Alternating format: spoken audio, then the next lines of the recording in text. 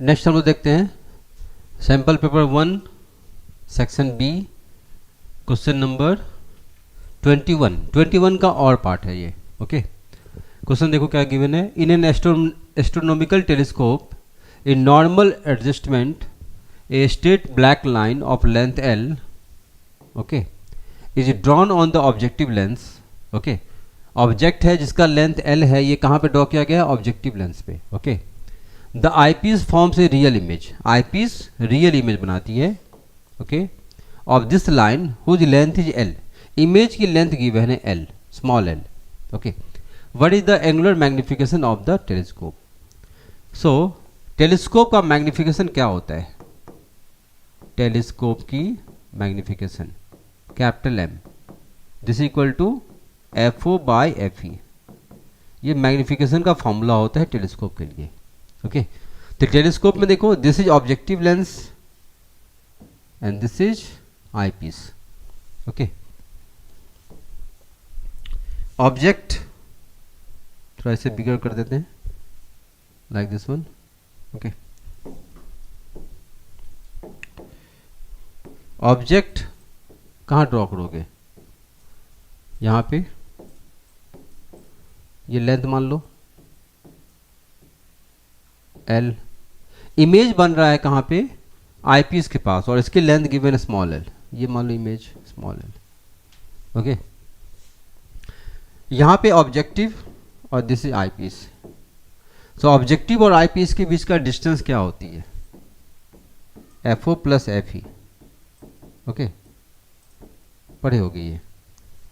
सो अगर मैग्निफिकेशन हम देखेंगे, आईपीस क्या magnification? Magnification of eyepiece, magnification of eyepiece small M, कैसे लिखेंगे? आईपीस का magnification this is equal to how much? This is equal to F E by F E plus U. Okay, F E by F E plus U. अब U क्या है? You है object distance, you क्या है? Object distance. सो अगर ये eyepiece है, इस आईपीस के लिए ऑब्जेक्ट तो यहाँ पे है, इस ऑब्जेक्ट की डिस्टेंस क्या होगा? F O plus F E. Okay, इसका साइन क्या लोगे? इसकी साइन लेफ्ट हैंड साइड है तो माइनस साइन। ओके, है ना, ये यू कहलाए, ये टोटल डिस्टेंस कहलाएगा। So for U means this distance, और इसका साइन क्या लेंगे? निगेटिव। तो this is equal to F E by F E plus U, U is nothing but minus F O plus F E. इसे आप ऐसा लिख सकते हो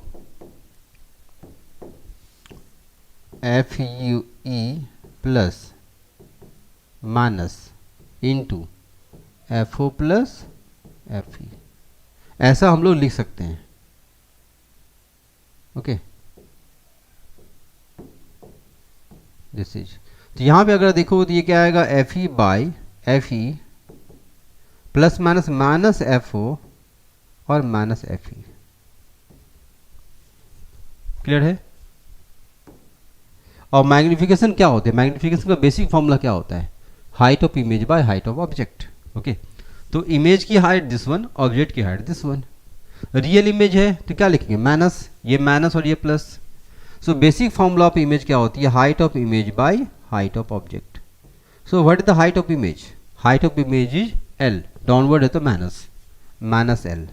height of object is capital L, upward है तो प्लस एल, ऐसा भी लिख सकते हैं। तो यहाँ से अगर देखोगे m इक्वल टू ये क्या आएगा? F E by plus F E minus F E, ये तो cancel, minus F O equal to how much? Minus L by capital L. Minus से माइनस कैंसिल, ये माइनस में प्लस हो जाएगा। तो सिंपली हम लोग क्या ले सकते हैं? F E by F O equal to how much? L by L. Okay, ये मैंने किससे निकाला? ये मैंने आईपीएस लेंस से निकाला। ओके, अब आते हैं, क्वेश्चन पूछा गया है एंगुलर मैग्निफिकेशन ऑफ टेलीस्कोप। तो टेलीस्कोप का एंगुलर मैग्निफिकेशन क्या होता है? F O by F E, but हमें यहाँ पे फाइंड हुआ F E by F O.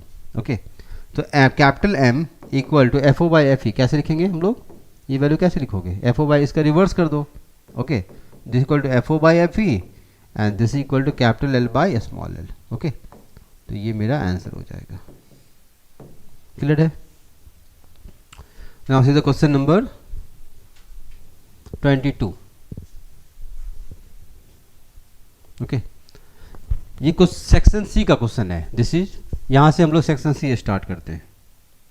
Okay, from से यहां से हम लोग section C. Okay, section C में क्या गिवन है देखो. A given coin has mass of 3 gram. Calculate the nuclear energy that would be required, okay, to separate all the neutrons and protons from each other. For simplicity, assume that the coin of entirely made of this one.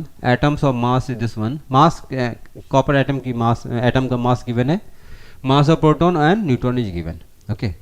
So इसमें क्या given है, copper atom है जिससे proton और neutron को completely separate करने के लिए कितनी amount of energy चाहिए, कितनी required होगी. Okay, कैसे निकालेंगे. तो इसका प्रोसेस क्या होती है, पहले हमें देखना होगा कि वन एटम में, ओके, वन एटम कॉपर में कितने प्रोटॉन और न्यूट्रॉन होते हैं. ओके, उसके बीच के, उसके बाद हम लोग देखेंगे कि 3 ग्राम जो क्वेश्चन में गिवन है, 3 ग्राम कॉपर, ये 3 ग्राम कॉपर में कितने एटम्स होंगे. ओके, 3 ग्राम जो मास गिवन है इसमें आपका कॉपर में 3 ग्राम मास, 3 ग्राम कॉपर में कितने नंबर ऑफ एटम्स होंगे. ओके, इसके बाद फिर हम लोग देखेंगे उसके लिए एनर्जी रिक्वायरमेंट. तो एनर्जी कैसे निकालेंगे, binding energy. Okay, binding energy corresponding जो भी एनर्जी रिलीज होगा वही मेरा आंसर हो जाएगा. ओके, तो पहले मेरा मेन पर्पस है 3 ग्राम में कितने नंबर ऑफ एटम्स फाइंड करो. उसके बाद नंबर फाइंड हो जाएंगे, उसके बाद उस नंबर में कितने प्रोटॉन और न्यूट्रॉन बाइंडेड है उसके साथ. ओके, उसकी एनर्जी फिर हम लोग बाइंडिंग एनर्जी की हेल्प से हम लोग निकाल सकते हैं. तो फर्स्ट हम लोग कैलकुलेट करेंगे नंबर ऑफ एटम्स. तो इसके लिए प्रोसेस क्या होती है, नंबर ऑफ मोल का फॉर्मूला लगा सकते हैं. तो number of mole equal to क्या होती है, mass by molecular mass, chemistry पढ़े होगे. ओके, और number of molecules by Avogadro number, Na, ये फॉर्मूला पढ़े होगे. नंबर ऑफ मोल का basic formula, mass by molecular mass, this equal to number of molecules by Avogadro number. यहां से हम लोग नंबर ऑफ मॉलिक्यूल्स निकाल सकते हैं. Okay, x is number of molecules. तो एक्स कैसे निकालोगे, एक्स की value m by m into Na, x की वैल्यू. मास गिवन है 3 ग्राम. ओके, कॉपर का मास कितना लेते हैं, 63, mass number 63. Avogadro number 6.023 10 to power 23. Okay, ये हम लोग लिख सकते हैं. यहां से अगर देखोगे तो x इक्वल टू 3/63, 1/21. ओके, 1/21, तो डायरेक्ट लिखते हैं 6.023 into 10 to the power 23 by, okay, 21. इतने नंबर ऑफ एटम्स प्रेजेंट हैं किसमें, 3 ग्राम कॉपर में. ओके, अब हम लोग देखते हैं वन एटम के लिए कितनी एनर्जी चाहिए, कितनी बाइंडिंग एनर्जी चाहिए. ओके, 1 एटम ऑफ कॉपर के लिए कितनी बाइंडिंग एनर्जी चाहिए. इसके बाद इतने नंबर ऑफ एटम्स के लिए कितनी बाइंडिंग एनर्जी चाहिए. जितना बाइंडिंग एनर्जी होगा उतनी एनर्जी की रिक्वायरमेंट होगी. ओके, तो बाइंडिंग एनर्जी का फॉर्मूला क्या होता है, what the energy, binding energy का फॉर्मूला, बाइंडिंग एनर्जी का फॉर्मूला होता है डेल्टा m इंटू सी स्क्वायर. ओके, और डेल्टा m इंटू डायरेक्टली ले सकते हैं, delta m into 931.5 mega electron volt, directly हम लोग ले सकते हैं 931.5 मेगा इलेक्ट्रॉन वोल्ट. ओके, तो डेल्टा m बेसिकली कैलकुलेट करना है. तो डेल्टा m कैसे निकालेंगे, delta m means mass defect. Mass defect कैसे निकालोगे, मास defect equal to constituent element का mass upon capital M. Okay, so copper में देखो, कॉपर में न्यूट्रॉन और प्रोटॉन, इलेक्ट्रॉन का मास हम लोग नेग्लिजिबल कंसीडर करते हैं. तो न्यूक्लियस की देखेंगे तो न्यूक्लियस में मास नंबर ऑफ इलेक्ट्रॉन कितने होंगे, नंबर ऑफ प्रोटॉन और न्यूट्रॉन. तो प्रोटॉन कितना आएगा, 29.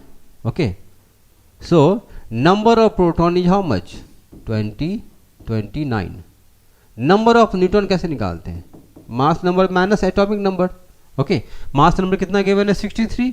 63 माइनस 29, 63 माइनस 29 कितना आएगा बताओ, है ना, 30, 33, 34, this is 34. Okay, so neutron कितने होंगे, न्यूट्रॉन, 34 न्यूट्रॉन एंड 29 प्रोटॉन। तो कॉपर में 29 प्रोटॉन होते हैं एंड 34 न्यूट्रॉन होते हैं। ओके, सो डेल्टा एम कैसे निकालेंगे? इस न्यूट्रॉन और प्रोटॉन की मास और इसका मास। तो कैसे निकालोगे इसको? डायरेक्टली देखो कैसे लिखते हैं हम लोग। This is equal to number of proton, कितने प्रोटॉन है, into mass of proton, plus number of neutron, okay, number of neutron into mass of neutron. Clear है? ओके, ये निकल गया एटम के न्यूक्लियस का मास माइनस कॉपर एटम का मास। तो कॉपर एटम का मास देखो क्वेश्चन में गिवन है, mass of copper is this one. Okay, capital M लिख सकते हैं। ये मास डिफेक्ट हमें निकालना होगा। So what is the number of proton? Number of proton कितना है? 29। Mass of proton how much given है? 1 पर एएमयू में गिवन है। Okay, so 1.0078225। ओके, एएमयू में गिवन है तो यहां से डायरेक्टली हम लोग 931 पुट कर सकते हैं। ओके, इसलिए एएमयू में गिवन है। Number of neutron how much? 34 into mass of neutron, this one 1.00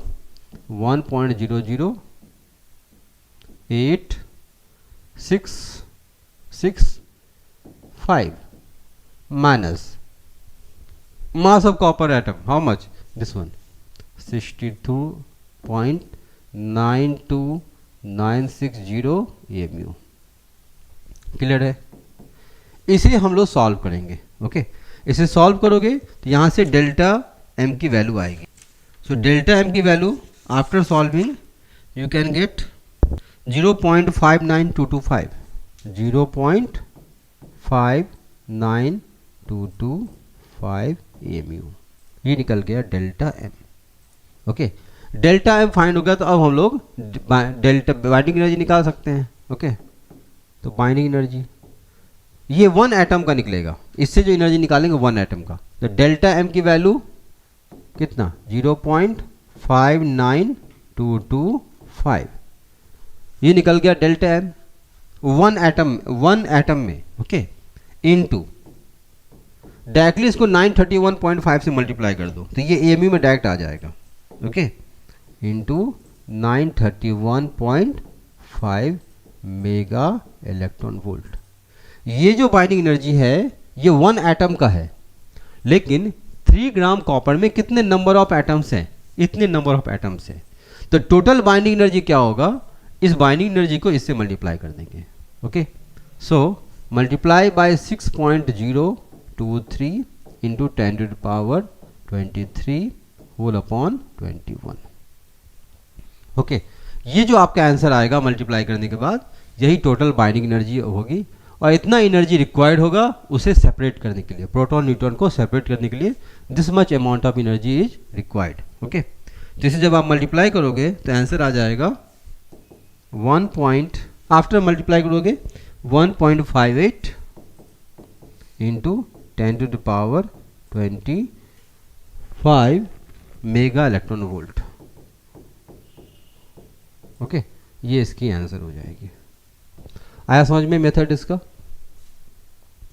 next हम लोग देखते हैं question number 23। Charge plus Q and minus Q are placed at the point A and B. यहाँ पे plus Q charge है और यहाँ पे माइनस क्यू चार्ज है। Okay, which are a distance 12। दोनों के बीच का डिस्टेंस कितना गिवन है? 12।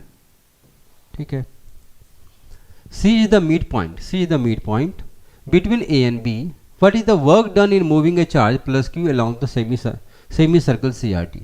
तो कोई another charge है plus Q, यहाँ पे कोई चार्ज है प्लस Q, इसे CRD के क्रॉस ले जाना है, ऐसे इस आर्क पे ले जाना है CRD पे।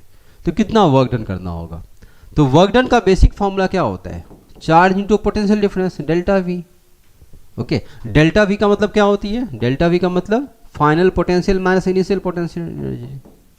चार्ज कहाँ से स्टार्ट हो रहा है? That is called initial charge. कहाँ पर जा रही है? That is final. तो यहाँ से यहाँ जाएगी तो D फाइनल हो जाएगा सी इनिशियल, ये फाइनल पोजीशन, ये इनिशियल पोजीशन। ओके, तो कैसे लिखेंगे, क्यू फाइनल पोजीशन मतलब पोटेंशियल एट डी, इनिशियल मतलब पोटेंशियल एट सी, ये लिख सकते हैं D minus C. So C point का पोटेंशियल क्या होगा, what is the potential at C point. C point की पोटेंशियल अगर निकालोगे तो C point potential scalar quantity होती है, तो सी पॉइंट की potential due to A charge and due to B charge. Okay, so what is the potential due to A charge, K Q by R, K small Q, sorry K into small Q. Distance क्या लोगे, L है ना, plus charge का, minus charge का लिखेंगे तो K into minus charge minus Q, distance क्या लोगे, एल, ये दोनों कैंसिल, कितना हो गया, 0। तो सी पॉइंट पे कोई भी पोटेंशियल नहीं आएगा। ओके, डी पॉइंट पे आएगा, डी पॉइंट का पोटेंशियल वी डी निकालो, वी डी, डी पॉइंट पे ए वाले चार्ज का और बी वाले चार्ज का स्केलर क्वांटिटी या पोटेंशियल सिंपली ऐड कर देंगे। Okay, so due to A charge K Q, distance, ये डिस्टेंस कितना होगा, ये तो 2l है और ये l है, 2l प्लस l कितना, 3l, 3l plus negative charge का के माइनस क्यू, ये डिस्टेंस कितना होगा, l। ओके, यहाँ पे देखो इसे सॉल्व करते हैं, एलसीएम कितना आएगा, 3l, दिस वन के क्यू, ओके, दिस इज के क्यू प्लस एल से एल कैंसिल, 3 माइनस 3 के क्यू, माइनस 3 के क्यू, इसे सॉल्व करके कितना आएगा, minus 2 K Q by 3l। Okay, ये वैल्यू यहाँ पे पुट कर दो, तो this is Q V D minus 2 K Q by 3l। Okay, ये तो 0 हो गया, डी की वैल्यू, वी सी क्या लिखेंगे, वी सी तो 0 है। ओके, सो वर्क डन की वैल्यू क्या हो जाएगी, what is the answer, answer is minus, okay, answer कितना आएगा, minus 2 K Q Q by 3l। इतना अमाउंट ऑफ वर्क हमें करनी होगी। क्लियर है। Now see the question number 10। The total energy of electron in the first excited state of the hydrogen atom is minus 3.4 electron volt. What is the kinetic energy of the electron in this state? What is the potential energy of the electron in this state? Which of the answer of the above would change if the choice of the zero of potential energy is change? Okay. So एक relation होती है kinetic energy, potential energy and total energy के बीच में। Okay, क्या होती है relation, kinetic energy equal to minus of total energy, kinetic energy equal to minus of total energy, and this one equal to minus potential energy by 2। ये एक relation होता है, kinetic energy equal to minus of total energy and this one equal to minus of potential energy by 2। ये kinetic energy, total energy, potential energy के बीच का relation है, और ये रिलेशन यहाँ पे भी वैलिड है। ये रिलेशन ग्रेविटेशन वाले चैप्टर में भी सेम रिलेशन आता है, वहाँ पे भी अप्लाई कर सकते हो। ओके, सो इस रिलेशन के हेल्प से देखो काइनेटिक एनर्जी, क्वेश्चन में क्या गिवन है, दिस वाज, ये कौन सा given, total energy, this is total energy. Okay, तो फर्स्ट पार्ट का आंसर काइनेटिक एनर्जी क्या होगा, what is the kinetic energy, minus of total energy. तो kinetic energy equal to minus of total energy, total energy ये है तो minus 3.4, तो कितना आएगा 3.4 electron volt. Total energy, kinetic energy कभी भी निगेटिव नहीं होता है, तो काइनेटिक एनर्जी हमेशा क्या होती है, पॉजिटिव। तो याद रखोगे काइनेटिक एनर्जी की वैल्यू पॉजिटिव आनी चाहिए, अगर निगेटिव आ रहा है इसका मतलब रॉन्ग है। Okay, so this is the kinetic energy. What is the potential energy of the electron in this state, potential energy कैसे निकालेंगे, अब देखो तुम ये दोनों से भी निकाल सकते हो डायरेक्ट। ओके, तो यहाँ से फिर कैसे निकालेंगे, potential energy equal to how much, minus minus cancel, देखो ये वाली माइनस कैंसिल, ये दोनों को इक्वेट करो, तो potential energy equal to 2 times of total energy. Okay, तो इसका आंसर क्या होगा, potential energy equal to 2 times of total energy कितना, माइनस 3.4। ओके, तो पोटेंशियल कितना होगा, minus 6.8 electron volt. This is the answer. Now see the C part, which of the answer of the above would change if the choice of zero potential answer is change? Okay, नहीं, इस case में answer change नहीं होगा। Okay, अगर आप zero difference level change करोगे तो अभी चेंज नहीं करेगा, क्योंकि ये जो टोटल एनर्जी लिखा हुआ है, टोटल एनर्जी पूरे सिस्टम का लिखा हुआ है। ओके, टोटल एनर्जी की जो वैल्यू लिखा हुआ है ये ऑलरेडी कैलकुलेशन के डिफरेंस कैलकुलेशन के बाद लिखा हुआ है। अगर आप पोटेंशियल एनर्जी का डिफरेंस लेवल चेंज करोगे तो दोनों केस में जितना वैल्यू चेंज करेंगे वो ऐड हो जाएगा। ओके, यहाँ जो पोटेंशियल एनर्जी निकालते हैं वो रेफरेंस लेवल कहाँ पे चूज करते हैं? इनफाइनाइट पे। इनफाइनाइट पे क्या होती है पोटेंशियल एनर्जी? जीरो। उसके रेफरेंस में लिखा गया है। अगर आप रेफरेंस लेवल चेंज कर दोगे तो जितना आप चेंज करोगे प्लस या माइनस उतनी वैल्यू हर एक स्टेट में ऐड हो जाएगा। ओके, तो उसके करस्पॉन्डिंग जब डिफरेंस हम लोग निकालेंगे वो डिफरेंस सेम ही आएगा, तो यहाँ पे कोई भी चेंज नहीं आएगा। तो इसके आंसर क्या लिखेंगे? No change. Okay, reference level change करने से टोटल एनर्जी पोटेंशियल एनर्जी ये सब चेंज नहीं करेगी। Question number 25, a wire of uniform cross section and resistance 4 ohm is bent in the shape of a square ABCD. Okay, point A is connected to a point P. A P के साथ connected है on DC wire. Okay, by wire AP of the resistance 1 ohm. AP wire की resistance given है 1 ohm. Okay, when the potential difference is applied between A and C, A और C के बीच में potential difference apply किए हैं. Okay, the point B and P are in the same potential. B और P जो है सेम पोटेंशियल, ये दोनों। Okay, then for what the resistance of DP part? DP part की रेजिस्टेंस क्या है?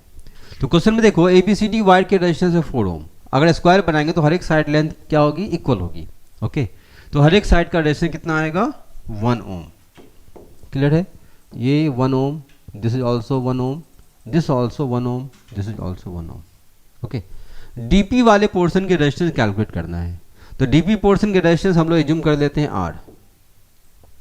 ओके, डीपी वाले पोर्शन के रेजिस्टेंस एज्यूम कर दो R। सो पीसी पोर्शन के रेजिस्टेंस कितनी होगी? टोटल 1 है, ये R है, तो ये कितना आएगा? 1 माइनस R। क्लियर है?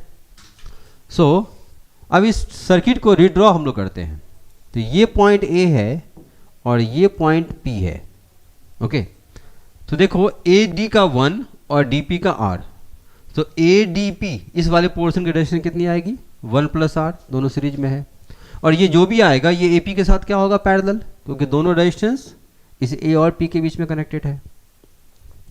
सो AP पोर्शन को अगर देखेंगे सो 1 प्लस R और 1 ये दोनों क्या होगी? पैरेलल। पैरेलल में क्या होती है? रेजिस्टेंस प्रोडक्ट बाय सम, इक्विवेलेंट रेजिस्टेंस। सो AP को ड्रॉ करते हैं, AP वाले रीजन को। ओके, सो ये 1 प्लस R और इसके साथ पैरेलल, प्रोडक्ट बाय सम 1 प्लस R इंटू 1 बाय सम 2 प्लस R, इसको स्क्वायर कर देंगे, ये आ गया इस वाले रीजन का। अब यहाँ पे देखो BCP है, तो इसे फिर से रीड्रॉ करते हैं। ये पॉइंट B, ये पॉइंट C और ये P तो ऑलरेडी दे रखा है। This is 1 ohm, this is also 1 ohm, और ये कितना आएगा? 1 माइनस R ohm। क्लियर है? अब क्वेश्चन में B और क्वेश्चन में किसके बीच में सप्लाई गिवन है? Potential difference is apply between A and C। A और C के बीच में वोल्टेज अप्लाई करो, A और C इसके बीच में। ओके, सो क्वेश्चन में गिवन है P और B, VP equal to VC, VP equal to VP, दोनों पॉइंट की पोटेंशियल क्या है? सेम है। तो पोटेंशियल अगर 2 डिफरेंट पॉइंट का सेम है और अनदर 2 पॉइंट के बीच में मैंने क्या किया? सप्लाई दिया, इसका मतलब ये किस कंडीशन है? कौन सा कंडीशन है? ये व्हीटस्टोन ब्रिज का कंडीशन है। व्हीटस्टोन ब्रिज में रिकॉल करो इसी तरह का कुछ होता है। ओके, यहाँ पे कुछ इस तरह से फिगर बनता है, अगर आपको ब्रिज याद होगा तो इस तरह का फिगर बनता है। ओके, यहाँ पे 2 टर्मिनल के बीच में मैंने सप्लाई दिया, मान लो इसके बीच में सप्लाई दे दिया, बैटरी कनेक्ट कर दो। ओके, तो ये सपोज A पॉइंट, ये मान लो A और ये मान लो C, A और C के बीच में मैंने क्या किया? सप्लाई दे दिया। तो अनदर 2 पॉइंट के बीच में अगर वोल्टेज पोटेंशियल डिफरेंस सेम आ जाएगा इसका मतलब वो बैलेंस ब्रिज है। तो अनदर 2 पॉइंट हम लोग कंसीडर कर सकते हैं B एंड P। ओके, सो अगर B और P के बीच का वोल्टेज सेम है और इस टर्मिनल A और C के बीच में मैंने सप्लाई दिया है, अगर B और P का वोल्टेज सेम है इसका मतलब ये बैलेंस व्हीटस्टोन ब्रिज है। ओके, तो ये जो कंडीशन गिवन है क्वेश्चन में, इसका मतलब हमें व्हीटस्टोन ब्रिज पे सोचना है। तो इसी के अकॉर्डिंग मैंने इस फिगर को ड्रॉ किया है। अब देखो ए और पी के बीच का रेजिस्टेंस ये ए और पी क्या हो जाएगा 1 + r by 1 + r by 2 + r। Okay, P और C 1 - r, B और C 1 ओम, A और B 1 ओम। ओके, अगर B और P का पोटेंशियल डिफरेंस सेम है इसका मतलब ये बैलेंस कंडीशन है। Okay, so for balance condition what the result for balance bridge, result क्या लिखते हैं this into this equal to this into this. तो 1 × 1 - r 1 × 1 - r equal to 1 + r by 2 by r this into this, directly multiply करो 1 × 1 + r by 2 + r। तो directly इसे हम लोग multiply कर सकते हैं। अब यहाँ से मल्टीप्लिकेशन करो इसका इसके साथ। ओके, तो 1 - r इंटू क्या लिखेंगे हम लोग 2 + r इक्वल टू क्या लिखेंगे 1 + r। क्लियर है? मल्टीप्लाई करते हैं, ये कितना आएगा 2 + r okay -2r -r² equal to 1 + r। Okay, r से r कैंसिल। सो सबको राइट हैंड साइड ले जाओ, तो r² + 2r - 1 इक्वल टू 0। ये बन गया quadratic equation. Okay, so what is the value of r? r equal to -b plus -b² -4ac plus 4ac by 2a 2। तो r equal to -2 plus -4 2 = 8, तो 2√2 by 2। Okay, negative resistance नहीं हो सकता है, minus sign नहीं लेंगे plus sign लेंगे only. Okay, तो r इक्वल टू कितना आएगा -1 plus √2। Okay, so what is the value of resistance √2 - 1 ohm. Okay, ये इसका आंसर हो जाएगा। Now see question number 26. The given figure show a long straight wire of a circular cross section, okay, radius a, carrying a steady current I. The current I is uniformly distributed across cross section. Calculate the magnetic field in the region R less than A, R more than A. Okay. So R less than A मतलब first वाले inside, R more than A मतलब second वाले part. तो पहले हम लोग prefer करते हैं R more than A, ये निकालना ज़्यादा आसान है। ओके, तो R की वैल्यू अगर A क्रॉस सेक्शन से ज़्यादा है तो हम लोग क्या यूज़ करेंगे इसमें मैग्नेटिक फील्ड निकालने के लिए? हम लोग कौन सा लॉ यूज़ करेंगे? Ampere circular law. Okay, so क्या यूज करते हैं? Ampere circular law. Ampere circular law. तो क्या होती है statement? Okay, integration B D L equal to how much? Mu naught into I enclose. So अगर ये सेकेंड पॉइंट पे लेंगे तो इसके क्रॉस मैग्नेटिक फील्ड की value let suppose B D L. D L क्या लेंगे? What the D L across this one? इसकी पूरी लेंथ, सरकमफेरेंस लेंथ। ओके, ये कितना हो जाएगा अगर इसकी रेडियस आर कंसिडर करते हैं इस पॉइंट के लिए? ये R, so 2 pi R equal to 2 pi R equal to how much? Mu naught I enclose. So अगर बाहर वाले लूप को कंसिडर करेंगे तो ये जो आपका करंट कैरिंग कंडक्टर है ये तो इस लूप के अंदर ही आएगा। तो जो भी करंट आ जाएगी टोटल करंट इस लूप के अंदर आ जाएगी। तो enclose current means nothing but simply I हम लोग लिख सकते हैं।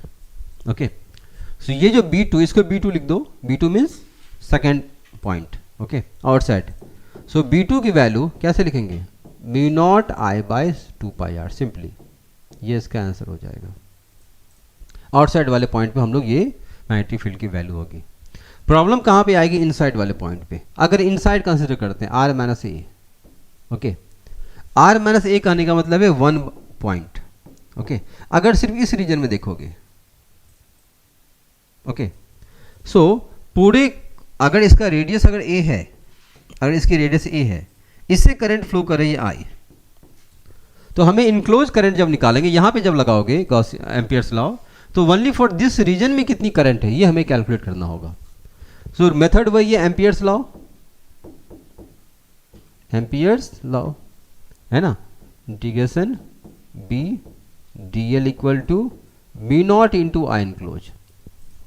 ओके, तो इनसाइड वाले पॉइंट पे मैग्नेटिक फील्ड मान लो 1 B1 DL, DL क्या लेंगे अगर इसकी रेडियस अंदर R1 है ना, या R कंसिडर करो, R1 कंसिडर करो, तो 2 पाई R1 अंदर वाले पोर्शन पे म्यू नॉट। अब प्रॉब्लम यहाँ पे आएगी कि इस रीजन में करंट कितना है, ओनली फॉर दिस रीजन में करंट कितना है, इस वाले पोर्शन में करंट की वैल्यू क्या है, ये हमें निकालना है।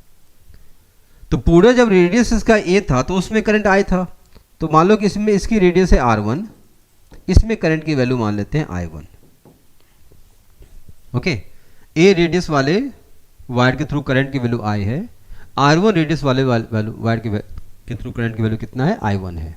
ओके, तो करंट कैसे पास करती है, एरिया के थ्रू।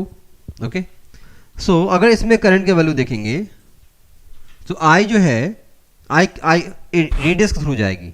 ओके, सो कैसे ले सकते हैं, पाई ए स्क्वायर, इसमें करंट की वैल्यू कितना है I, इसके थ्रू कैसे लिखेंगे, पाई R1 स्क्वायर, इसमें करंट की वैल्यू कितनी है I1, हमें निकालनी है I1। तो क्या करो, दोनों को डिवाइड कर दो, जितना ज़्यादा करंट होगा, जितना ज़्यादा एरिया होगा उतना ज़्यादा करंट पास करेगा। तो करंट बेसिकली एरिया के थ्रू पास करेगी, तो करंट एरिया के डायरेक्टली प्रोपोर्शन होती है। ओके, तो डायरेक्टली हम लोग इसको डिवाइड करो I1 बाई I, तो I1 बाई I जब लिखोगे यहाँ भी डिवाइड करेंगे R1 square by A square. तो यहाँ से I1 की वैल्यू लिख सकते हैं, I1 की वैल्यू कैसे लिखेंगे, R1 square by A square times of I। Okay, this much amount of current will flow through inside portion. Okay, तो यहाँ जो I इनक्लोज लिखेंगे, this I enclose is nothing but दिए I1। ओके, कैसे लिखेंगे हम लोग, I1, तो mu not, what is the I1, R1 square by A square, R1 square by A square into I। Okay, तो यहाँ से देखो B1 के वैल्यू, इनसाइड मैग्नेटिक फील्ड की वैल्यू कितना आएगा, R1 देखो यहाँ से R1 कैंसिल, R1 ये स्क्वायर कैंसिल, तो B1 equal to mu naught I by 2 pi a square times of R1। Okay, यहाँ से अगर देखोगे B1 R के डायरेक्टली प्रोपोर्शन है, और यहाँ पे देखोगे B2 जो है R के इन्वर्सली प्रोपोर्शन है। ओके, तो कंडक्टिंग वायर के अंदर इनसाइड मैग्नेटिक फील्ड की वैल्यू डायरेक्टली प्रोपोर्शन होती है, जब बाहर जाते हो तो मैग्नेटिक फील्ड की वैल्यू इन्वर्सली प्रोपोर्शन होती है। ग्राफ अगर देखोगे इसका ग्राफ कुछ इस तरह से बनता है, ऐसा। ओके, B और R के बीच का ग्राफ क्लियर है। नेक्स्ट हम लोग देखते हैं,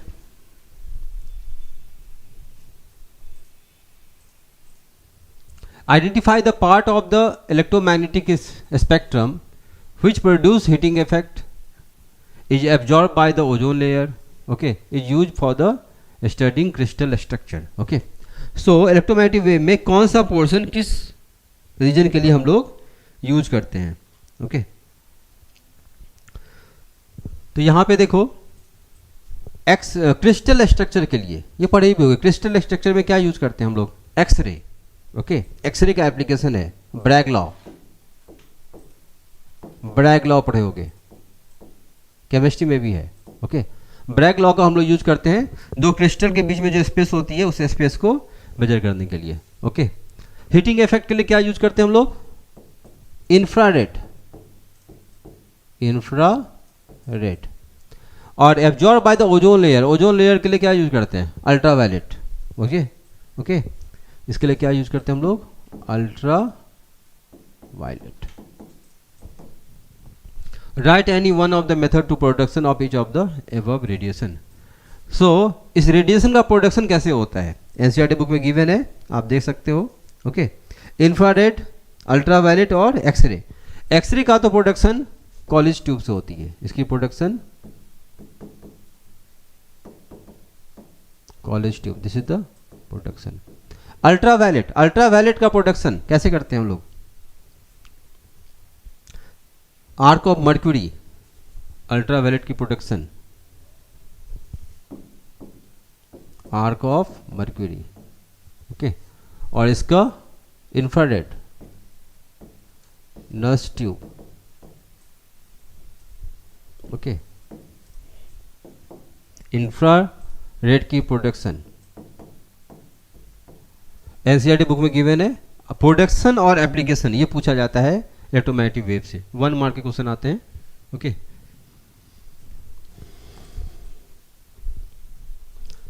define the mutual inductance and right it's SI unit. Mutual inductance को डिफाइन करो और इसकी एसआई यूनिट लिखते हैं। म्यूचुअल इंडक्टेंस में क्या होती है? सेल्फ इंडक्टेंस और म्यूचुअल इंडक्टेंस। सेल्फ इंडक्टेंस में एक कॉइल में करंट पास करते हैं और उसी करंट के कारण उस कॉइल के अंदर जो इंडक्शन प्रोड्यूस होती है उसे हम लोग क्या बोलते हैं? Self inductance. म्यूचुअल इंडक्टेंस में 2 डिफरेंट कॉइल यूज करते हैं। ओके, फर्स्ट कॉइल और सेकेंड कॉइल। फर्स्ट कॉइल को बोलते हैं प्राइमरी कॉइल और सेकेंड कॉइल को बोलते हैं सेकेंडरी कॉइल। तो दोनों में से किसी भी एक कॉइल में करंट पास कराएंगे। ओके, उस करंट का मैग्नेटिक इफेक्ट देखेंगे सेकेंड कॉइल में। ओके, क्योंकि फ्लक्स निकालना हमें, तो flux equal to B dot A होता है। ओके, तो फर्स्ट कॉइल में करंट पास करो, उस करंट का मैग्नेटिक फील्ड देखो सेकेंड कॉइल के पास कितना है, मैग्नेटिक फील्ड आ जाएगा। उस मैग्नेटिक फील्ड को क्या करेंगे? सेकेंड कॉइल के एरिया से मल्टीप्लाई कर देंगे। ओके, सब यहाँ से फ्लक्स आ जाएगा। फिर फ्लक्स इक्वल टू हम लोग flux equal to L I और नहीं तो flux equal to M I.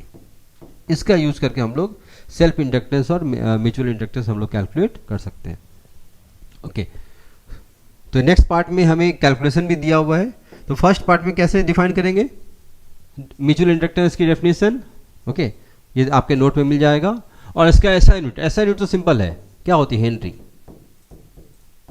Okay, self inductance और म्यूचुअल इंडक्टेंस की एसआई यूनिट दोनों की सेम होती है।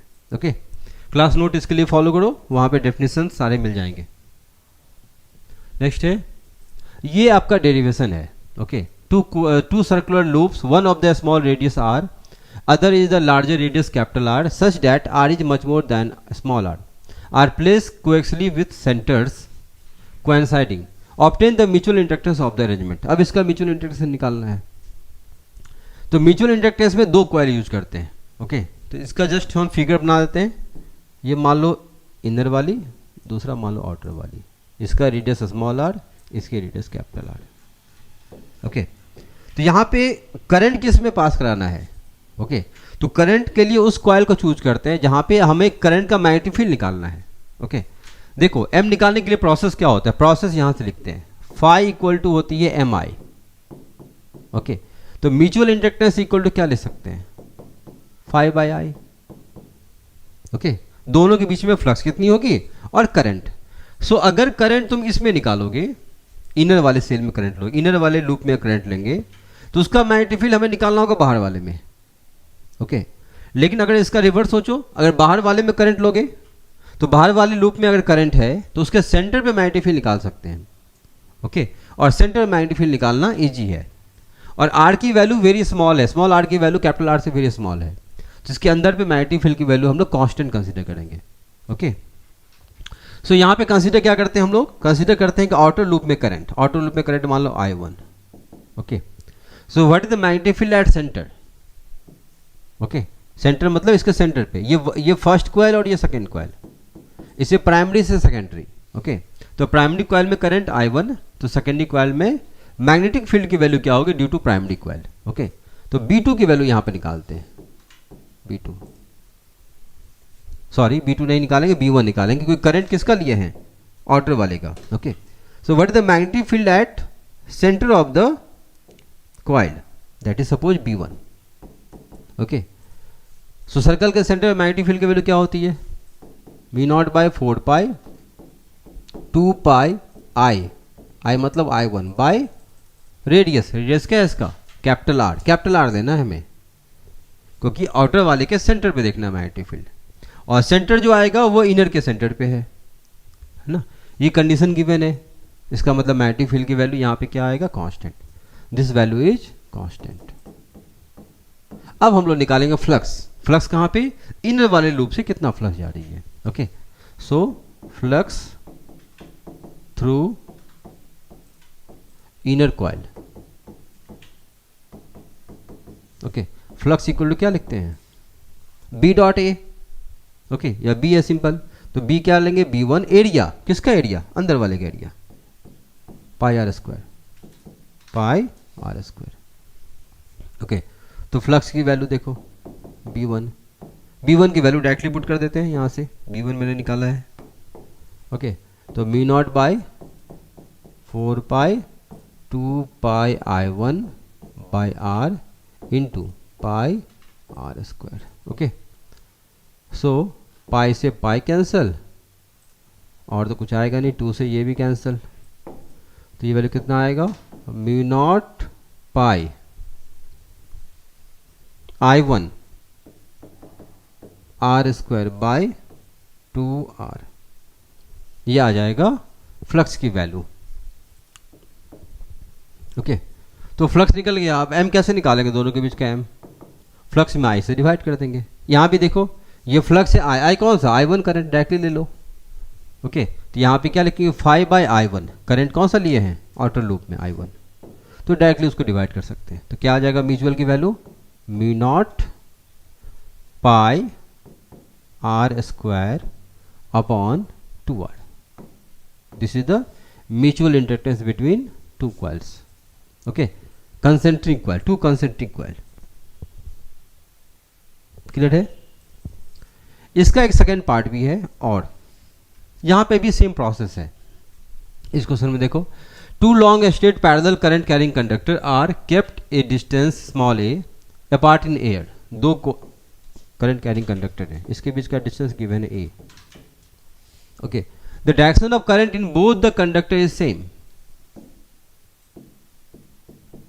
Okay, find the magnitude of force per unit length of the direction of the force and hence define the 1 ampere. इसमें current मान लो I1, इसमें करंट मान लो I2, दोनों में फोर्स की वैल्यू निकालनी है। यहाँ पे ही मेथड सेम है। तो मैग्नेटिक फोर्स का जो फॉर्मूला होती है, अगर फोर्स को देखेंगे फॉर्मूला क्या होती है, I L क्रॉस B। ये मैग्नेटिक फोर्स का बेसिक फॉर्मूला होता है। तो जब भी हमें दो कंडक्टर के बीच में फोर्स लगाना है तो यही फॉर्मूला काम करेगा।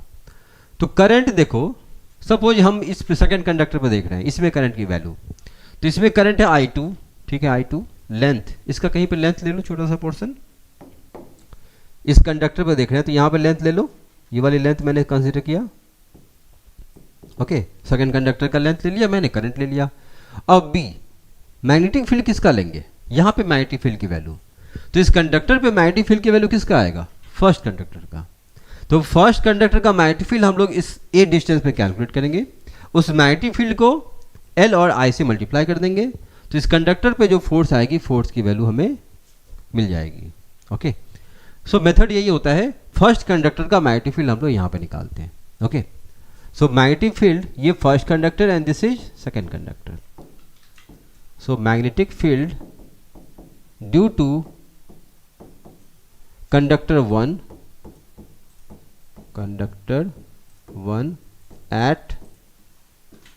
at distance a, distance small है, क्या होगी, तो ये इनफाइनाइट करंट कैरिंग कंडक्टर है। तो due to infinite current carrying conductor, magnetic field की वैल्यू क्या होती है डिस्टेंस पे, लेट सपोज B1 है ना, यहाँ पे B1 की वैल्यू निकालते हैं। B1 की value mu naught by 4 pi 2I by A। Okay, so 2I1, A क्या लेंगे, A1 A की value, A is distance A, ये मैग्नेटिक फील्ड की वैल्यू यहाँ पे है।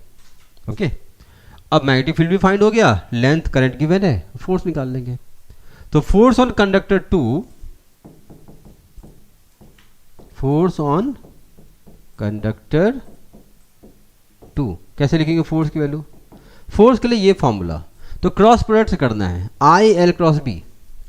तो करंट के डायरेक्शन में आई, अच्छा ये B1 का डायरेक्शन क्या होगा बताओ, इस B1 की डायरेक्शन क्या होगी, मैग्नेटिक फील्ड की वैल्यू, मैग्नेटिक फील्ड का डायरेक्शन एट सेकंड कंडक्टर क्या होगा, करंट जा रही है आउटवर्ड, ऐसे होल्ड करोगे मैग्नेटिक फील्ड ऐसे निकलेगा। ओके, सो सेकंड कंडक्टर पे मैग्नेटिक फील्ड का डायरेक्शन क्या होगा, इनवर्ड।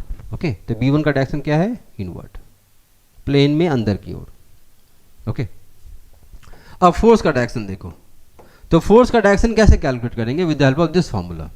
फॉर्मूला क्या होती है, L cross B, L cross B। तो L का डायरेक्शन क्या लेंगे, along the current carrying, along the current, तो करंट जा रही है अपवर्ड, तो L का direction upward, L cross B, B का डायरेक्शन प्लेन के अंदर, इनसाइड। ओके, सो L B, फोर्स किधर लगेगा, लेफ्ट हैंड साइड। ओके, तो फोर्स का डायरेक्शन लगेगी left hand side. Okay, L और बी के बीच का एंगल, एल और बी के बीच का एंगल 90 डिग्री है ना, एल है अपवर्ड, बी है अंदर इनसाइड 90 डिग्री। तो यहाँ पे sin 90 का वैल्यू कितना होता है 1, तो I L B simple.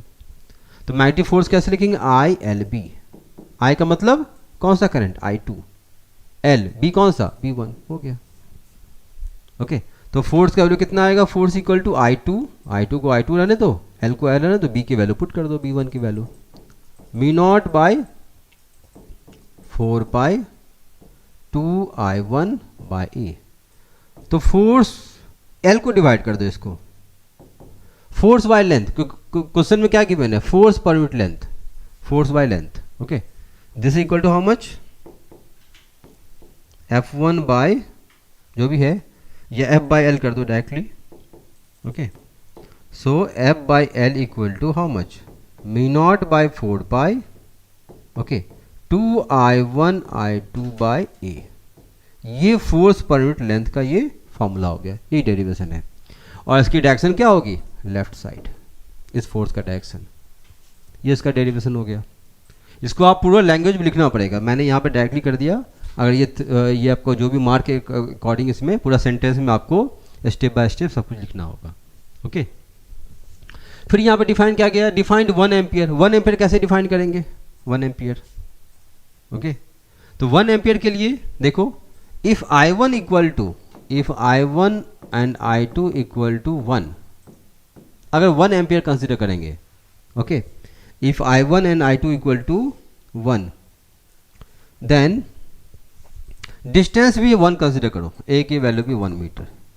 Okay so इस कंडीशन में देखो I1 की वैल्यू 1, I2 की वैल्यू 1, ए की वैल्यू 1, तो क्या आएगा, F by L equal to how much, okay mu naught by 4 pi, और ये सिंपल 2। ओके ये तो सब 1 इंटू 1 बाई 1, सिंपल 1 हो गया। तो म्यू नॉट बाई 4 बाई कितना होता है, 10 to power minus 7 into 2। Okay so force by length equal to how much, 2 into 10 to power minus 7 newton by metre. Okay तो what is the 1 ampere current, तो 1 ampere means it is the amount of current flows between two wires such that the force between two current carrying conductor, that is force per unit length is nothing but 2 into 10 to power minus 7 Newton per meter. Okay, that amount of current is called 1 ampere current. Clear है?